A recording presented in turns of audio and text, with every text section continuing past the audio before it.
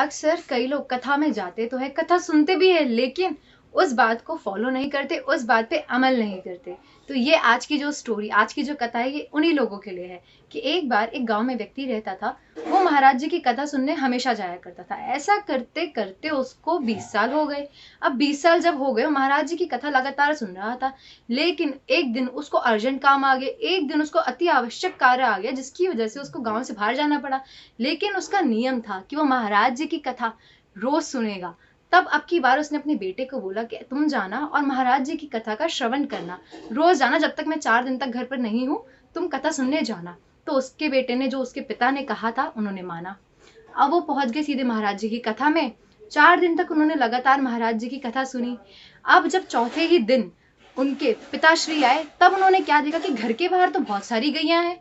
तो एक एक करके सबको हटाने लगा, हटो हटो हटो हटो हटो। अपने बेटे से कहने लगे कि हमारे घर के आगे गैया क्या कर रही हैं।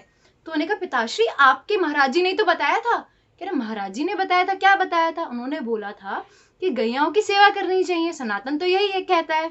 तो जब उन्होंने ये सुना तो उन्होंने कहा, नहीं नहीं, महाराज जी की कथाओं में जाते हैं, सुनते हैं, क्योंकि अच्छा माना जाता है, लेकिन मानते कुछ नहीं है। कि अगर आप कथा जाते हैं, सुनते हैं, लेकिन मानते नहीं है, तो उसका असर कैसे होगा? सिर्फ सुनने मात्र से कुछ नहीं होता, उसे फॉलो भी करना होता है, अपने जीवन में उतारना भी होता है, जो कि उसके पुत्र ने किया। लेकिन जो उनके पिता कहते नहीं नहीं, बाबा लोगों को बस सुनना होता है, उनकी एक नहीं माननी होती। तो ऐसे में भला परिवर्तन कैसे आएगा? आप खुद ही बताइए, ऐसे परिवर्तन कैसे आएगा? क्योंकि जो गुरु की कृपा होती है वो उनकी वाणी में होती है।